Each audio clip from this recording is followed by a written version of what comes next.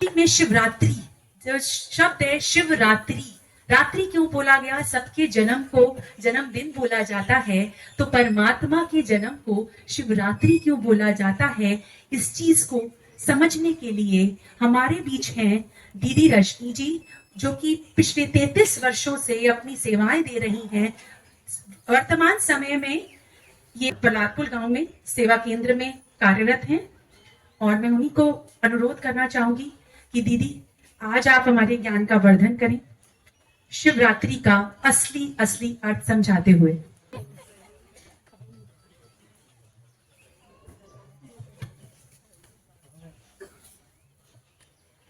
ओम शांति, ओम शांति, ओम शांति। सभी अपने शांत स्वरूप में टिक गए। जैसा अभी बोला ना कि आप सब कौन है? आत्मा। तो सबने चमकता हुआ सितारा स्वयं को अनुभव किया। भाई साहब ने भी बहुत अच्छे से आपको अपनी भी पहचान बताई, उस परम पिता परमात्मा की भी पहचान दी, जो सबका परमेश्वर है, ईश्वर है। अभी आप बहुत सुंदर एक गीत सुन रहे थे, सत्यम शिवम सुंदरम। जो सत्य है, शिव है, गाते आए हैं ना। अब सत्य है कौन, जिसका परिचय आपको मिल ही गया है, और वो कौन है? वो शिव है, जिसका कि हमें नाम लेने की है। भाई साहब ने कहा जरूरत नहीं, उन्हें हम प्यार से कहते हैं मेरा बाप। जब मेरा कहते हैं तो उस पर अधिकार होता है, और दूर दूर से क्या लगता है? उसमें अपना अधिकार नहीं झलकता। तो जो असली टॉपिक शिवरात्रि क्यों मनाते हैं, इस पर आते हैं। अब आप देखेंगे शिवरात्रि के साथ रात्रि शब्द जोड़ा जाता है। जबकि किसी का भी जन्म होता है तो उसके साथ जन्मदिन, किसी को भी शुभकामनाएं देते तो क्या कहते? जन्म दिवस, जन्मदिन, बर्थडे, बर्थ नाइट नहीं। लेकिन परमात्मा के साथ, शिव के साथ रात्रि शब्द को जोड़ा गया है। तो परमात्मा के साथ में रात्रि शब्द का अर्थ जो जोड़ा गया है, उसके पीछे क्या रहस्य है? कभी बुद्धि ने सोचा कि शिवरात्रि क्यों कहा जाता है? सब करते आ रहे हैं, करते आ रहे हैं, हमने भी करना शुरू कर दिया। ऐसा ही है ना। शिवरात्रि पर अक धतूरा क्यों चढ़ाया जाता है? कभी सोचा कि ऐसा क्यों है? अक का फूल जो कि किसी देवी देवता के ऊपर कभी नहीं चढ़ाया जाता। कभी आपके घर कोई गेस्ट भी आ जाए तो उसे भी आप सुंदर से सुंदर कोशिश करते गुलाब का फूल देने की सबसे पहले, फिर चाहे और कुछ हो जाए अलग बात है। लेकिन अक का फूल तो भूले से भी नहीं, गलती से भी नहीं। लेकिन वो अक का फूल किस पे चढ़ाया? किसके ऊपर? शिव के ऊपर चढ़ा है। कभी हमने सोचा कि ऐसा क्यों? अक धतूरा बेल पत्र चढ़ाकर और व्रत मनाते आए हैं, व्रत रखते आए हैं, भूखे प्यासे। लेकिन कभी हमने ये सोचा कि ऐसा क्यों? आखिर वो शिव है कौन, जिसको कहा ही गया है शिव भोला भंडारी, जो सबके भंडारे भरपूर करने वाला है। और है क्या वो? भोला। तो भोला है इसलिए हमने सोचा जैसे मान जाए, है ना, ऐसा सोचा। तो ऐसा समझ करके हमने उसको जो दिया उसने स्वीकार कर दिया। लेकिन वास्तव में सबसे पहले तो ये जानना जरूरी है कि रात्रि कौन सी है। तब रात्रि ये कोई 365-64 दिन है तो 364-65 रातें भी होती है। लेकिन परमात्मा जिस रात में आए हैं वो रात कौन सी है? अगर कोई एक रात की बात की जाए तो हम में से आजकल सबको एक बाजी सबको आती है। कौन सी? एक बाजी खेलनी सबको आती है, बहानेबाजी, ठीक है ना। अभी भी कोई लेट हो गया होगा, कोई कारण होगा तो तुरंत क्या आएगा? निकले हुए तो हम इतने घंटे के, है ना, तुरंत आ जाता है। तो इसी तरह मान लीजिए भगवान कोई एक दिन आते, तो हम सब बहाने मारने में होते ना होशियार, कहेंगे अरे, या फिर सच्चाई भी हो सकती है कहीं, अरे भगवान आप उस दिन क्यों आए, हमारे यहाँ तो शादी थी, आप उस दिन क्यों आए, मेरे यहाँ तो मेहमान आए थे। तो भगवान जो बेहद का रचयिता, बेहद का सृष्टि का पालनहार, जो सृष्टि को परिवर्तन करने अर्थ ही आया है, तो क्या वो कुछ घंटों के लिए आएगा, कोई एक दिन के लिए आएगा? नहीं। आखिर परमात्मा इस सृष्टि पर आते ही क्यों है? आना ही उनका होता है सृष्टि को परिवर्तन करने के लिए, क्योंकि हमने ही कहा, दुनिया बनाने वाले क्या तेरे मन में समाई, काहे को ऐसी दुनिया बनाई। हम इस दुनिया को देख करके दुखी होकर उस भगवान को उल्हाना देते हैं, और भगवान क्या कहते हैं, मैंने कोई ऐसी दुनिया थोड़ी बनाई थी, मैंने जो दुनिया बनाई थी वो कैसी थी, कैसी थी? वो बहुत सुंदर दुनिया थी, जिसके लिए गीत गाते हैं कि जिसकी रचना इतनी सुंदर वो खुद कितना सुंदर होगा। तो उसकी रचना कौन? जिन देवी देवताओं की आप पूजा करते हैं, जिन देवी देवताओं के मंदिर में जब आप जाते हैं तो सुंदर सुंदर फूल चढ़ाते हैं, उनका सुंदर श्रृंगार करते हैं, उनके मंदिर कितने सजे सजाए, वो किसकी रचना? उस परम पिता परमात्मा की रचना है। तो परमात्मा जब इस सृष्टि पर आते हैं तो उनका इस सृष्टि पर आना ही जो रात है वो है अज्ञानता की रात, पापाचार भ्रष्टाचार की रात, जो चारों तरफ जिसकी अति हो गई है। दिन दहाड़े कोई गलत काम होता है, क्या कहते हैं, दिन में रात मची हुई है ना? तो कहने का भाव, परमात्मा का इस सृष्टि पर आना ही इस सृष्टि को परिवर्तन करने का संकेत है, परिवर्तन करने ही आते हैं। जैसा कि अभी आप देखिए, सुबह दोपहर शाम और रात, रात के बाद क्या आती है उसको बहुत कम लोग जानते हैं, है ना? सीधा जो उठते ही 12-1 बजे सोते हैं और उठते 8 बजे, तो उन्होंने देखा ही नहीं होगा वो समय, वो होता है बीच का समय प्रभात, जैसा भाई साहब भी सुना रहे थे, है ना? जो कि होता तो अंधेरा है उस समय भी, लेकिन सही मायने में देखा जाए तो एक सूर्य, नया सूर्य, नई उम्मीद, नया दिन लेकर के आने वाला है वो सूरज, लेकिन उसको जानते नहीं है, उसको देख नहीं पाते, लेकिन वो अंधकार दिखाई देता है कि अभी तो रात है बहुत, जो कि नजारे हैं वो रात वाले हैं, क्योंकि अधिकतर व्यक्ति सो रहे हैं उस समय। तो इसी तरह जो नजारे दिखते हैं बाहर, हम यही कह देते हैं अभी तो कलयुग है, अभी बहुत समय है, लेकिन नहीं, सही मायने में परमात्मा को आए हुए 88 वर्ष हो चुके हैं, और परमात्मा शिव, जिनको कहा ही गया है शिव स्वयंभू, जिन्हें हम शंभू कह देते हैं, वो स्वयं इस धरती पर अवतरित होते हैं। इसलिए आप देखेंगे जहां भी शिवलिंग होता है उसके ऊपर ज्यादातर लोग छत नहीं रखते, खुला रखते हैं, क्योंकि परमात्मा शिव का अवतरण होता है, वो अवतरित होते हैं, उनके अवतरण का यादगार मनाया जाता है। और हम सब जो है, हम सब जन्म मरण के चक्र में आते हैं, जन्म लेते हैं तो मरते भी हैं। इसीलिए जो नहीं बदलता, कहते भी है ना, शिव एक है बाकी सब शव है, क्योंकि सब बदलते रहते हैं, सबके जीवन के अनुसार, जीवन भी है तो मृत्यु भी है, लेकिन परमात्मा जो है वो सदा ही शिव। तो वो स्वयं इस सृष्टि पर अवतरित होते, जिसका अवतरण, जिसको हम क्या कहते हैं, यहाँ पर उसको कहा जाता है शिव जयंती। तब परमात्मा कहते हैं कि सबका जन्म जो है, जन्म लेते हैं, पालना होती है, बड़े होते हैं, फिर शरीर छोड़ते। तो देखा जाए तो कहते हैं ना, मरना जीना क्या है, एक पशु भी है और पक्षी भी है, सबके ही है, तो उसी के अनुसार हो गया। निद्रा भोजन सब कैसा है, मनुष्य का भी पशु का भी जैसा वैसा ही है, लेकिन जीवन कौन सा है, तो सबका जीवन तो कैसा हो गया, कौड़ी तुल्य, जीना मरना।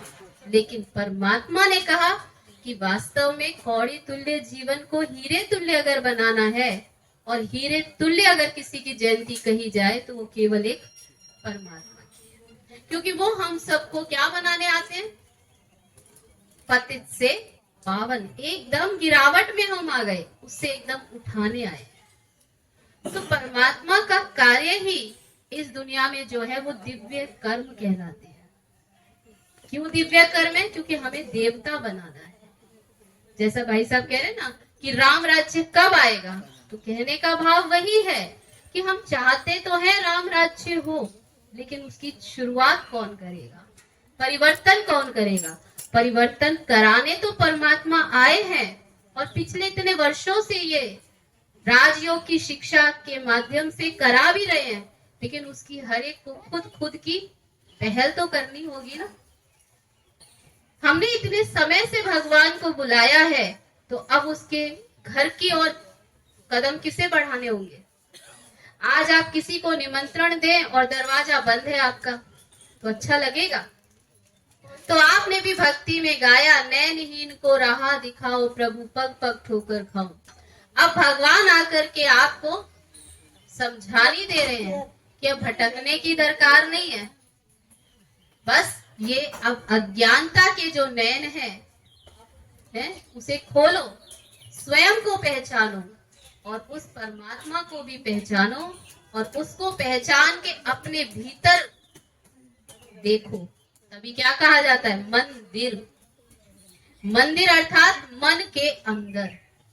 हम उस मंदिर में भी अगर जाते हैं तो उन देवी देवताओं का दर्शन करने के लिए क्या करते हैं बताएंगे? आप दर्शन करने जाते हैं, दर्शन देने जाते हैं? देखिए, मंदिर में जाते हैं, सबसे पहले क्या करते हैं? जूते बाहर उतारते। दूसरा काम तिलक लगा, है ना? तीसरा काम हाथ जोड़े और आंखें बंद। किसने दर्शन किया आपका? जिन देवी देवताओं का दर्शन करने गए थे उन्होंने उल्टा आपका दर्शन किया। तो सही मायने में देखा जाए तो अगर हमें देवी देवता बनना है, वो गुण धारण करने हैं, तो हमें अपने मन के अंदर देखना है, झांकना है। यही कर्तव्य परमात्मा करा रहे हैं इस राजयोग के माध्यम से। क्या? कि हमें गुण और अवगुण में अंतर आना चाहिए। कहते भी है ना, गुण अवगुण में अंतर क्या है? क्या अंतर है? गुण जिसमें है वो भी मनुष्य है और अवगुण है वो भी मनुष्य है, लेकिन उसे हम असुर के समान कह देते हैं, राक्षस के। अब कोई सीन थोड़ी निकल रहे। किससे पहचाना जाता है? गुणों से, कि ये गुण है या अवगुण है। तो जैसे कि आज हर एक जानता है अच्छा क्या है और बुरा क्या है, संग कैसा चाहिए। कहते भी हैं संग तारे और कुसंग बुरे। तो सत्य का संग अगर हम परमात्मा का कर लेते हैं तो हमारे अंदर वो परिवर्तन होगा या नहीं? आज कोई खुशबू की चीज यहाँ रखी है तो उसकी खुशबू आप तक पहुंचेगी ना। अगरबत्ती जलती है, खुशबू आती है ना। डस्टबिन से खुशबू आती है? आती है कभी? नहीं। उससे अपेक्षा भी नहीं कर सकते इससे खुशबू आ सकती है। तो जितना भी वेस्ट होता है वो कहाँ डाला जाता है? कहाँ डाला जाता है? डस्टबिन में। और जो अच्छी चीजें हैं वो कहाँ लगाई जाती है? ये गुलदस्ता कितना सुंदर लग रहा है ना? ऐसे घर में कई फ्लावर पॉट बनाते हैं ना, कोई अच्छे फ्लावर लगाएंगे। तो भगवान भी हमें जो राजयोग की शिक्षा देने आए हैं, परिवर्तन करने आए हैं, उसमें मेन जो उनका उद्देश्य है वो कहते हैं अपने जीवन को गुणों का गुलदस्ता बना लो। रोज अपने से खुद से पूछो, मैं किसी की बुराई अगर देखती हूं तो क्या मैं डस्टबिन हूं? डस्टबिन बनना किसी को पसंद है? तो कोई ऐसी वैसी बात सुनाता है तो हमें सुननी है। अगर सुन रहे हैं तो थोड़ा ना थोड़ा अंदर जाएगा या नहीं? कोई भी गलत बात होती है, सुनते हैं तो कितना समय तक उसका असर रहता है ना। और अच्छी बात का असर होता है इतनी जल्दी, है ना? तब कहते हैं संग ऐसा हो जो हमें उभार दे, है ना, जो हमें पार कर दे, तो वह परमात्मा ही अभी असली संग, सत्य का संग देने आते हैं। इसीलिए हम शिवरात्रि मनाते हैं। जिनके संग से, जिनके आने से इस सृष्टि का परिवर्तन हो जाता है कलयुग से सतयुग की ओर के लिए। इसीलिए कहते भी हैं, ज्ञान सूर्य प्रगटा, अज्ञान अंधेर विनाश। अज्ञानता रूपी अंधकार का विनाश करने वो शिव स्वयंभू स्वयं इस सृष्टि पर आते हैं। एक बुजुर्ग तन कहते भी आए हैं, हम सब एक आरती में भी गाते हैं एक लाइन, बूढ़े तन में आकर कंचन महल की हो। तो परमात्मा इस सृष्टि पर आते हैं, अवतरित होते हैं, जिसलिए हम शिवरात्रि मनाते हैं। लेकिन मनाते किस तरीके से हैं? वर्ष वर्ष मनाते आए हैं, लेकिन क्या भंडारे भरपूर हुए? क्या किया उस दिन? व्रत रखा, यानी अन्न का त्याग किया, अक धतूरा चढ़ा दिया, लोटी चढ़ा दी, कुछ लोग जागरण भी रखते हैं उस दिन, है ना, और कहते हैं बम बम भोले भर दे झोली। लेकिन झोली भरी है? भरी? तब परमात्मा भी कहते हैं, आखिर भक्त रूप में तुमने जितनी भी भावना रखी उसके अनुसार आपको कुछ ना कुछ मिल गया, है ना, कुछ मिला, सब कुछ नहीं मिला। क्यों नहीं मिला? क्यों नहीं मिला? आज एक छोटा सा बच्चा, 5 साल का बच्चा अपने घर के बाहर निकला तो देखता है उसकी जो गाड़ी है उस पर कोई व्यक्ति हाथ रखकर खड़ा था। उसने कहा, हाथ उठाओ। क्यों? ये मेरी गाड़ी है। बोला नहीं जा रहा, तुतला रहा है, कह रहा ये मेरी गाड़ी है। कहता, तेरी गाड़ी? तेरी गाड़ी कहां से आई? तू तो अभी इतना छोटा सा। तो कहा, ये मेरी गाड़ी है, मेरे पापा की गाड़ी है। मानो उसको भी कितना नशा उस बात का कि जो उसने, उसका है नहीं, अभी उसने कमाया नहीं है, लेकिन उसको अधिकार कहां से मिला? क्योंकि उसके पापा का है सो उसका है, उसके पिता का हुआ सो मेरा है। तो ऐसे ही हम जाकर के क्या कहते हैं, भगवान थोड़ा सुख दे दो, भगवान थोड़ा शांति दे दो। हमने मांगा ही कैसे? थोड़ा थोड़ा थोड़ा, लेकिन हमने मांगा है। और भगवान कहते हैं कि तुम्हें मांगने की दरकार नहीं, है ना। क्यों? क्योंकि तुम अधिकारी हो, भिखारी नहीं हो। तुम भंडार के बच्चे हो, तो बच्चे माना अधिकारी हुए ना। तो जो उसका है वो नेचुरल किसका हो गया? आपका। किसका हुआ? हाथ उठा के बताओ, किस किसका है ना आपका। क्यों? क्योंकि परम पिता खुद मेरा पिता है। प्यार से कहो एक बार, परम पिता स्वयं मेरे पिता है। तो फिर पिता है तो उसके जो भी उनकी प्रॉपर्टी कहे वो किसकी हो गई? आज रास्ते चलते कोई आपको बड़े प्यार से कहे, आंटी आप तो बहुत अच्छी हैं, आपको भी उससे प्यार हो जाएगा, है ना। आप उसे टॉफी दे सकते हैं, चॉकलेट दे सकते हैं। आपको कहे आप तो बहुत अच्छे हो, लेकिन क्या आप में से कोई है ऐसा जो उसको प्रॉपर्टी दे दे? ऐसा तो कोई नहीं करेगा ना। रास्ते चलते से प्यार हो गया बच्चे से, उसको आप छोटे से कोई गिफ्ट दे सकते हो, कुछ भी दे सकते हो, लेकिन प्रॉपर्टी नहीं। तब परमात्मा से भी जो हमने भक्ति में किया ना, उसमें हमें क्या मिला? Toffee, chocolate. ठीक है। प्रॉपर्टी किस किस को चाहिए? प्रॉपर्टी किस किस को चाहिए? आप सबको चाहिए या नहीं? तो उसके लिए विधि सही होनी चाहिए। कहते भी हैं, विधि पूर्वक किया हुआ कार्य ही सिद्ध होता है। तो हमारी जो भक्ति में हमने व्रत किया, उसकी विधि में थोड़ा गड़बड़ हुई है। तो उस विधि को ठीक करना चाहते हैं या नहीं? या जैसा चल रहा है परंपरा से चलता आया है, ठीक है, जो चल रहा है चलता रहने दो, या ठीक करना है? कौन कहते हैं ठीक करना चाहते हैं? ठीक करना चाहते हैं। तो अब परमात्मा कहते हैं, सबसे पहले व्रत कौन सा चाहिए, है ना। व्रत वास्तव में कोई भोजन का व्रत नहीं है, अन्न का व्रत नहीं है, है ना। वो तो आप कभी भी कर लो, कभी भी रख सकते हैं ना उसके लिए, फिर क्या कह देंगे, चलो थोड़ा सा ना ठीक हो जाएगा, लेकिन वो ठीक करना है तो कभी भी कर लो। लेकिन हमने किसके नाम पर रखा, उसके लिए, कि हमने उसके लिए रखा है। तो व्रत रखा, अन्न का त्याग किया, अब तो धतूरा चढ़ाया। अब व्रत रखा है सारा दिन, मान लीजिए हमने व्रत तो रखा, इधर उधर हम बैठे, माताओं में ज्यादा होता है ना, इधर उधर बैठे, थोड़ी बहुत इसकी और उसकी भी कर ली, तो क्या ये व्रत है? कुछ नहीं तो आजकल बहुत अच्छा साधन हो गया है, चलो कोई आज फ्री है, कोई फिल्म ही देख लेते हैं, फिल्म देख रहे हैं, तो क्या ये व्रत है? बोलिए, व्रत है, चलो आज कहीं बाहर ही घूम आते हैं, घर में तो कोई खाना बनाना नहीं है, कुछ नहीं करना, बच्चों को खिलाना, बाहर ही खिला देंगे, व्रत है? व्रत क्या है? या फिर कहीं कहीं आप देखेंगे, कई बार हो जाता है कि आप तो भूखे हैं, व्रत है, और थोड़ा सा बच्चों ने परेशान किया, तो कई बार आप दूसरे तरह से उनकी आरती उतार देते हो, करते हैं ना ऐसा काम कई बार, कि हम अपना जो भी है ना वो बच्चों पे उतार देते इस तरह से। तो कुल मिलाकर क्या ये व्रत हुआ?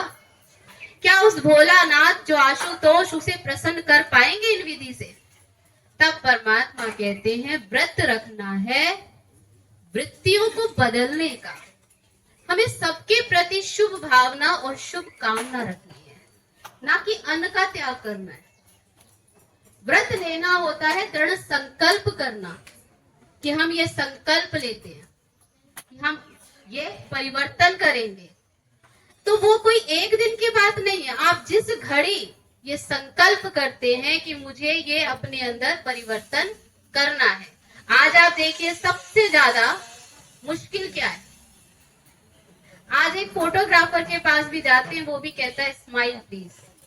आज मुस्कुराना ही कितना मुश्किल है, और भगवान भी यही कहते हैं मुस्कुराना सीख लो। देवी देवताओं को देखा ना कितना मुस्कुराते हुए। आज आप यही व्रत ले लो कि कोई भी बात होगी, लेकिन मुझे आज सारे दिन खुश रहना है, मुस्कुराना है। अब ऐसे नहीं है कि कोई मुस्कुराना मतलब कोई दांत फाड़ के, या ऐसे कोई ऐसी हंसी हंसना जो दूसरा मतलब हमसे परेशान हो, मुस्कुराते हो। कोई भी बात आए, आज एक दिन ये व्रत ले लो, कोई भी आज बात आएगी उसे कहना कल आना, आज मुझे मुस्कुराना है, आज मुझे क्रोध नहीं करना है। आज कोई भी बात आएगी ना, लेकिन आज सारे दिन मैंने व्रत लिया है, मैं गुस्सा नहीं करूं, ये व्रत है ना। उसे कहना कल आना, कल आना, अब कल कल करते रहना उसको, तो क्या होगा फिर? कहते भी है जिसने कही कल उसकी गई टल। तो जो शुभ कार्य है उसमें कहो आज, तो आज करेंगे तो कहते हैं आज करे सो क्या अब कर, है ना, अब कर और परमात्मा को खुश कर। तो इसलिए वास्तव में व्रत है परिवर्तन, यानी वृत्तियों का परिवर्तन करना। दूसरी बात, अक चढ़ाते हैं, फूल अक का, तो परमात्मा ने कहा है कौन सा फूल चढ़ाना है? तब आप सबके भीतर परमात्मा कहते हैं अक है, कौन सा? कड़वाहट, जैसे क्रोध की बात आई है ना, तो वो अक परमात्मा पे चढ़ा दो। कितने विषय विकार कहते आए ना भगवान को बिठाओ, तो अपने भीतर के मनोविकार जो अक जैसा कड़वा है, ईर्ष्या द्वेष के कांटे जो कि धतूरे हैं, जो कि चढ़ाते आए हैं कांटे, तो परमात्मा कहते वास्तव में अपने इन मनोविकारों को परमात्मा पर चढ़ा दो। वैर विरोध का बेर चढ़ा दो, जहां भाई भाई की स्मृति पक्की हो जाएगी, ये मेरा है, ये तेरा है, वो खत्म। सब कैसे हैं? बेर को देखा है कैसा आकार है उसका? ऐसे आत्मा का आकार है। जहां ये स्मृति आ जाए हम आत्मा आत्मा, भाई भाई, तो उसमें मेरा तेरा का भाव खत्म हो जाएगा। हम सब एक परिवार है, कहते भी है विश्व एक कुटुंब, परिवार है। और उस परिवार का जो सुप्रीम कौन, उसको चलाने वाला स्वयं मेरा पिता परमात्मा। तो जब उसको हम जल चढ़ाते हैं, अब जल चढ़ाने की बात अगर देखी जाए तो किससे चढ़ाते? लोटी से। अब हम भक्ति में एक बात कहते आए कि श्वासों श्वास तेरी बस याद हो, गाते हैं ना कि ऐसा कोई पल ना हो जो तेरी याद बिसरे। तो भगवान कहते हैं कि मुझे हर कर्म करते हुए याद करो। ना जाने कौन सी श्वास अंतिम हो। क्या आप ऐसे भगवान को निरंतर याद कर सकते हैं जिसके लिए कह दिया आ जपा जाप? लेकिन याद कब कर सकते हैं? वो भी राजयोग के माध्यम से। जब इसका आप 7 डेज का कोर्स करेंगे तो बहुत अच्छे से जान पाएंगे कि किसे याद कर सकते हैं, जिससे हमारा संबंध होता है। अभी भी यहाँ बैठे हैं ना, आपका ध्यान जा रहा होगा, कोई कोई होंगे कि टाइम हो रहा है, आज संडे है, खाना खिलाना है, ये करना है ना। क्यों याद आ रहे हैं? बच्चे आ रहे होंगे याद, कभी किसी को कोई और याद, क्योंकि संबंध है। वो यहाँ बैठे भी नहीं भूले जा रहे हैं आपसे, लेकिन भगवान को हमें याद करना पड़ता है। कारण क्योंकि उससे हमारा अभी तक संबंध नहीं है। तो जब उससे संबंध जुट जाएगा तो फिर उन्हें याद करना सहज हो जाएगा। जब संबंध जुटेगा तो उनसे स्नेह होगा, स्नेह होगा, प्राप्ति होगी, तो उन्हें निरंतर हम याद कर पाएंगे। तो ये है जल चढ़ाना। परमात्मा कहते हैं बुद्धि रूपी लोटी से निरंतर परमात्मा शिव पर हर सेकंड परमात्मा को याद करते, याद का जल चढ़ाते रहो, तो वो आशुतोष परमात्मा प्रसन्न हो जाएंगे। और जागरण, कौन सा जागरण करना है? कोई आंखों से जगने की बात नहीं है। तब ये परमात्मा ने हमें समझ दे दी, जो आज आपको ज्ञान मिला है, जो समझ मिली है, इसमें जागृत रहना, सदा जागृत रहना। उसमें भी ध्यान रखते हैं कि जागरण है, आज आंखें भी बंद नहीं करनी है, सो नहीं जाना। कोई ऐसा वैसा स्वप्न देख लिया तो व्रत खंडित ना हो जाए। हमने व्रत लिया है ना। तो इसी तरह हमने व्रत लिया है तो ये हमें स्मृति रहे कि मेरे को अपनी अवस्था जागृत रखनी है। कोई भी ऐसा मेरे द्वारा कर्म ना हो जाए जो मेरा व्रत टूट जाए। ठीक है, तो जागरण माना ही परमात्मा की याद में रहना, जागृत रहना, और जागृत अवस्था में कोई भी हमसे विकर्म नहीं होगा, है ना। क्योंकि जागृत माना ही क्या है? जहां मुझे खुद की भी पहचान है और परमात्मा की भी पहचान है, तो मेरे से भूले से भी भूल कोई होना।